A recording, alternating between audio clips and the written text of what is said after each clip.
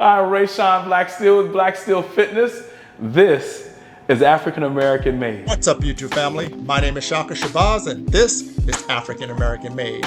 Today I'm getting it in with Mr. RayShon Todd, the owner and trainer at Black Steel Fitness. And the incredible Mr. Todd has invited me to his gym to share his remarkable evolution in fitness, his approach to helping others achieve peak physical conditioning, and how he's built a thriving business here in the Valley. Mr. Todd's incredible journey will definitely get you off your couch and toss out all of those excuses. So, get a good stretch, because today we're getting it in with Black Steel Fitness. Thank you so much for this opportunity to talk to you today. I'm so excited.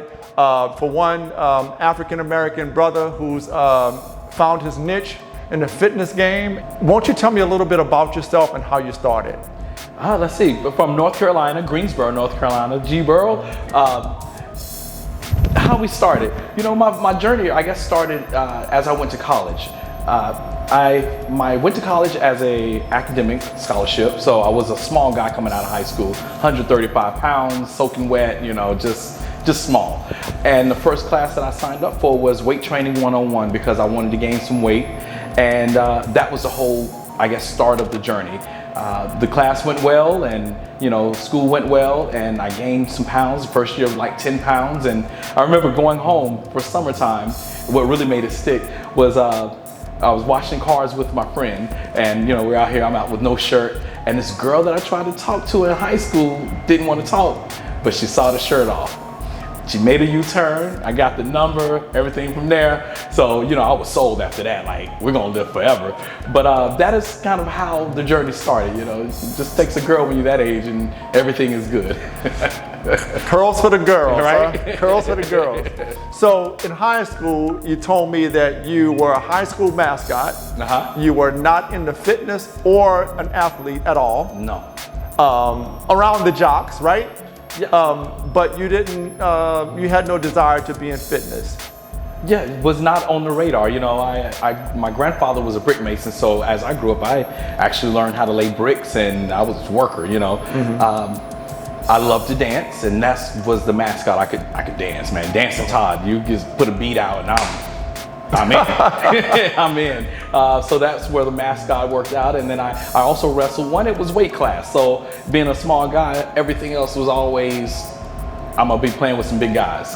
So you were a late bloomer, right? A little underweight. Yeah. And it wasn't until you went to college that you discovered weightlifting. Yes. Tell me a little bit about that. You know, so again, it was the first class that I took, that I registered for, and I built my schedule all the way around that class. And so, you know, just really started putting on the pounds. I put on, I guess in college, I only really put on maybe 25 pounds throughout my college. So 145, 135, I think I ended about 160, 165. So it was nice, it was good. You know, like I said, the girls liked it. A little yoked up? Yeah, I got didn't work legs back then, so I had chest and six pack, you know. You need legs. I need arms and chest. I wear pants, man. Exactly, man. I ain't worried about that. You know, jeans were in, baggy jeans. Right. We in, baby. You gotta get the guns right. Get that right. So yeah, that was the fun part, you know, and just one, you're learning about yourself, the confidence booster. Just it grew me into a man. It started growing me into a young man, and it gave something that I didn't quit on. A lot of things, I was one of those people, I would find some quick success, and then I'm like, yeah, okay, next. That was a thing that had to be continuously working. And there were times I didn't work and I get back in it, but there was always a continuous work, learning, feeling that you had to get and that you had to find so that you can move forward. And so, you know, it really changed my life. It has been a wonderful thing in my life. Just the weight training and the exercise and lifting itself has totally blessed and put me into positions where where I've succeeded. And we're definitely going to talk about that. That's a perfect segue into my next question. How did you evolve from weightlifting in college to doing it professionally, where you're helping other people in their fitness journeys? You know, my life tends to let me fall into things. When I started after college, I was a teacher, first grade. I stopped teaching, went back to telemarketing because I could party and keep that job and made more money. but I still got to teach. I was the corporate trainer for AT&T and EDS and a few other companies, so I still kept the teaching involved.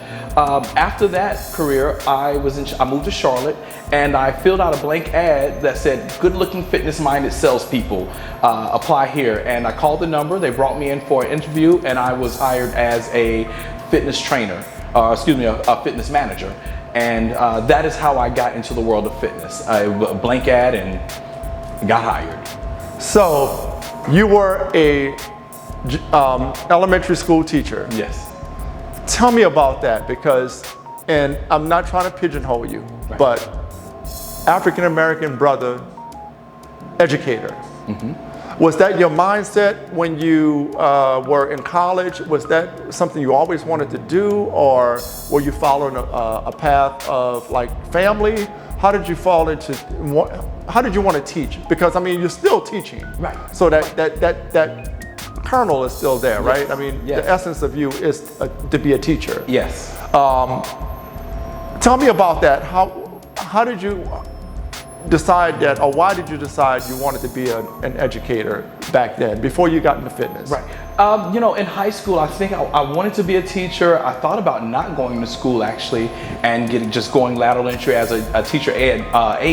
My mom said no to that. So I went to school, and I actually went on a business scholarship, business management.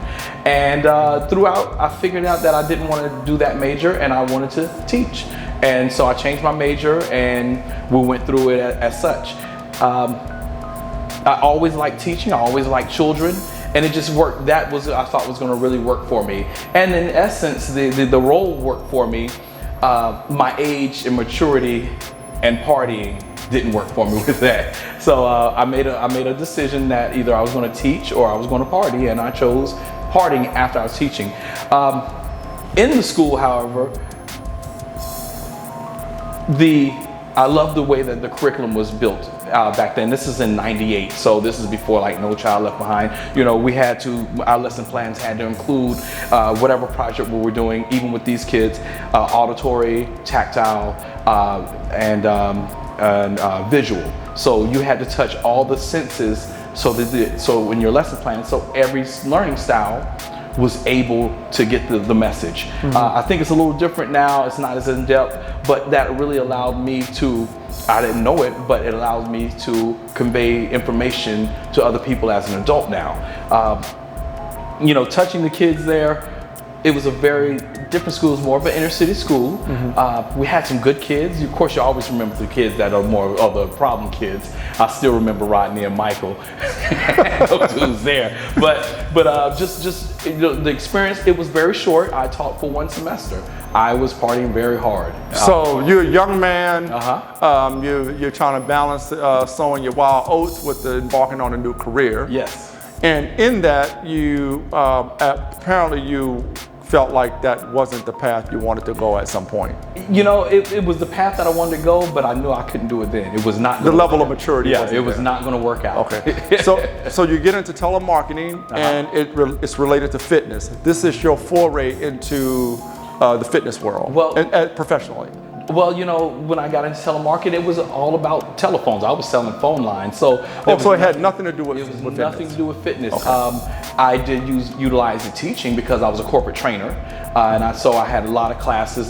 So if you were a new salesperson, I was training all the classes. I was training them on the systems and the sales techniques. So I still got to use the teaching, but in that corporate setting, I made a lot more money, and I had a lot more freedom as I grew up. So I had weekends free. I didn't have lesson plans to do. I didn't have little minds and little people watching me when I came in after a long night. So gotcha. Right. Okay. So you get out of college. You dabble in elementary education, and then you go into another area of telemarketing. Primarily because income, and you felt like you were going to get fired. Yes. Point blank. we don't sugarcoat it, man. Right. We're just real. There's a different code there going on. Like this is done. So tell me about how you got into the fitness business. So as I filled out that ad, as I said, the blank ad, I got hired as a fitness manager, and there I got my first taste of running and having to manage trainers, but also they trained me to be a trainer. So I was able to learn the skill set of being a personal trainer.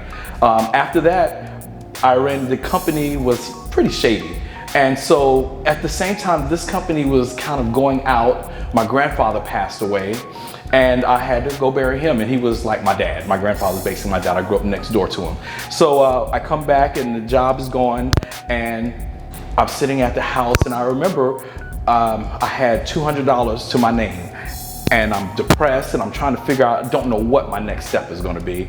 And I remember the words my granddaddy told me about a month before he passed, and he said, Todd, 3 things that a man don't need: half-paying job, nagging girl, and a beat-up car. And if he got all 3 at the same time, and he just shook his head, and I laughed about it. And I didn't know he was telling me the future. And so that day that I thought about this, I was down, and I busted out laughing. Granddaddy, how'd you know? Yeah, I'm in my house. And that was the moment I think the light came on, because at that very moment, a friend called, or the next day or so, called. He was passing through town. He wanted to stop in. My friend Maurice we were in Boy Scouts together. And I asked him, I said, hey man, can you take me to Walmart? I need to buy a bike. And he was like, sure. So we rolled down to Walmart, that $200, bills due, everything. I bought a bike, a helmet, like $50 of food, and I kept $50 in my pocket. And I began riding the bike and putting in the applications, and I put one into Bally. And Bally Total Fitness, and they hired me, and I began riding my bike, I guess about 6 or 7 miles each day to get to work. And that is how I got into personal training as a profession, and also how I grew into a man, and that was in Charlotte. And you said that your first job was as a manager in management in the fitness business. Yes. So you weren't actually training at this point. No. As a trainer, officially. Officially, yes, until I bought my bike and started working for Bally, and then I became a trainer. So the other company was Peak Fitness, and then after they kind of messed over everything, and then I applied, and I was a transitioned into a trainer. And that's where your career exploded. It worked great for me. The gym, I was a loud guy. The gym allowed me to be loud. It allowed me to stay in shape. I said I will always be in shape now. One of my goals was, I realized how fitness was blessing my life. I realized it made me stop drinking as much. It made me stop partying as much. And so all of a sudden, I began to mature. And so once I got the job at Bally and I'm training, it opened my life out, and it worked for me. It just really worked well. So I was able to teach. I was able to train. I was able to be loud. I was able to laugh. I was able to do it. All the things that I really wanted to do, and it fell right into the job, and I think that was just the best thing, of course, for me. So you began your journey from weight training, and you started helping others in their weight training journey. Yes. So how did you transition from being a weight trainer to wanting to have your own business and establishing such an awesome business that you have now? Thank you. Amazing. Tell me about that. How did you cross that bridge? While I was training, those became those goals. After a few years of training, I'm like, man, I would like to have my own gym. I'd like to have my own gym. This is 15 years ago, 20 years ago. So I guess that's how long it's been. And I always had the goal of having a gym, but it was on the back of the mind. It was just something that in the future, and I didn't mind working for Bally. I made good money. Clients was easy. It was an easy gig. It worked for me. But when I moved to Phoenix, unfortunate events went around, and we'll get into that. But I had the opportunity to move out of the corporate gym setting and start a small studio at another company, like 300 square foot renter, and start my training business on its own. So you looked around and said, I can do this. Yeah. Basically. Okay, so you told me that you came here from the East Coast and very little prospects, very little resources. You're being very, very humble because you have an amazing story, man. But yeah, I came here sight unseen. My mom got married, so I lived all over the state. So I guess a background. One of the things that interested me with my clients were the clients that lived in different regions of the country and the world. They had the best outlook on life. They always had something to say. If I said something was racial, they said, well, maybe Todd, but did you look at it this way? They always had some type of way to broaden my horizons and the way that I thought. So I said, I need to live in different regions of the world and the country. I lived all over the state, but never outside of the state. Always stayed an hour from my mom. She got married, I waited a year, and some friends told me about Phoenix, and that was my chance to move out. And my uncle gave me a van.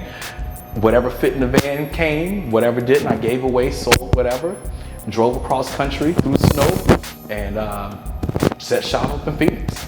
So you had no idea of the layout here, or specifically, had you visited here before? No. And oh man, so you just looked at the map and was like, Phoenix. We're here. All right. It was real time. Like, I make a little bit of money. I had bought equipment. I had enough clients that I could pay bills that came over. You know, you make a little more because you get to charge the price that you want. It was work. And I'll say, as a trainer, you work. If you want to make money, you're basically, even if you're working for another company, you're working for yourself, because if you don't work, you don't get paid. So it worked out that I already had the work ethic. You know, I'd been doing that for 10 years at that time, working 12 to 15 hours a day anyway. So transitioning into my own just changed the game a little, changed the building. So you inched toward it. As you got more clients, you bought more equipment, you had an ideal about what type of a gym you wanted and what type of services you wanted to provide to your clients, and you just build on it. You know, yeah, so I was building off of it, just trying to figure out what I wanted to do. It let me have the creativity. So I started small group classes. I did a little class with cinder blocks. It was called Build Your House, Build Your Body. And that was like a tribute to my grandfather, because I grew up as a brick mason. Okay. You know, the gentleman and I, we didn't quite agree on my growth strategy there at his place, and I was fortunate to have a client that showed me another building. Black Steel Fitness. Yes. That's a powerful, powerful name. Yeah. How did you come to that name? Well, it started as a joke. In Charlotte really grew me up as a man. As I said, my car was messed up, all the things were going on. So I started joking and saying, I'm harder than y'all, I'm black steel. Ric Flair would go to our gym, we had wrestlers at the gym, and sometimes he'd walk in, black steel, woo, and you know, so it became a joke. When I came out to Phoenix, I was trying to figure out a gym name, and I had one in my mind. I said, I must have told somebody, because the domain was gone. It was great, and I'm like, I wondered how that happened. And so I mulled around. And you told too many people. I told too many people. You know, sometimes you got to keep those ideas right to yourself. But I mulled around the idea, and then I said, well, I got to use it. And I said Black Steel Fitness. And that is how Black Steel came to be. Wow, yeah, that is a very powerful name, and it resonates. You're in the mix here. You're gathering clients, you're building your clientele, and you're getting equipment. How did you devise the types of fitness trainings? Because I witness what you do, man. It's brutal. Thanks. It's hardcore. We gotta go. You know, your boy ain't ready for prime time yet. You got okay? it. You got it. You got it. We take care of you. Is that from just years of seeing what worked, what not worked, piecing things together? How do you devise your plan? I mean, your workout strategies for your clients? Well, you know, I wanted variety. So one of the benefits of working in those gyms was you had a lot of different equipment. So I was versed in the Bosu ball. I learned how to do TRX. I had, of course, weight training, boxing, you know. So I did a lot of different modules while I was learning. When I came here, I wanted to do classes. I taught spin at some large places, and they had large classes. You can't help people in large classes. So as the trainer, I wanted small group classes, so I created classes that were 6 to 8 people large, and I wanted to do the variety. So part of my deal was getting Bosu balls, getting resistance of all, is getting just a variety of equipment so that we can do so many different things here. I wanted to make sure that we just have the variety. And as you walk around, you'll see that we do everything and we do it well. What's your plans for the future? Where would you like to see Black Steel Fitness go from here? Black Steel in the future, this location, I'd like to see it get to about 5,000 square feet, maybe 6,000 square feet. I'd like to have a second location somewhere, maybe in North Carolina, my hometown. I'd like to have a location internationally. One day I do want to move to Panama. I'd love to have a location there. And then after those things, or somewhere in between, as the business gets more successful, I'd like to put a nice little community type center in either my neighborhood back home or maybe in South Phoenix, and work a different plan, and not a more of a, I guess, for-profit gym, but more of a community center where I'm not worrying about the profit. I'm worrying about the lives I'm impacting. You have it down pat. You thought about this. Yeah, always, man. Only child. That's all we do is think. So, 2012 you came out, right? 2010. 2010. And between 2010 and now, 12 years, you've grown into this fabulous. Yes. I can't give you enough praise, man. Thank you very much. Very beautiful, very professional, and very welcoming environment. That is what we want. And that's not, I've been in quite a few gyms. Right. Just looking around, I ain't trying to pick nothing up, brother. And I feel it immediately. Good. And your energy is amazing. What type of packages do you offer your clients that come in and want to solicit your services? Well, several things. First thing is always, I believe that the first session, first class should be complimentary. It takes the pressure off of people. So my trainers, my instructors don't have the pressure other than to do their best. And the client doesn't have any expectations other than to get the best that's going to be offered. And I think that's just always a great way to introduce people. But from there, we do packages of 10 and 20. Right now we actually have a special going on for the new year, $100 for 10, which is unheard of, just so y'all know. But normally that package is $200. But we have packages where you can buy sessions per session or per package and use those as you go. Those are our 10 and 20 packs. And then we also have your monthly memberships where you know that you're coming 2, 3, or more times in a month, and we set you up on auto pay, and you have a membership to come to whatever class that you want. Get big discounts with that. Our unlimited is $200 so that you can do anything. And here we offer spin classes. We do TRX classes, boxing. We do, of course, your weight training, yoga classes, 2 different types of yoga, HIIT classes, mommy classes for you ladies, booty classes. We do it all. And again, we do it well. I think that you are going to do very well. You have a very personable persona about yourself. Thank you. And I'm just happy, not to pigeonhole you, but to see another African-American man doing it the way you're doing it. And of course, we service the whole community.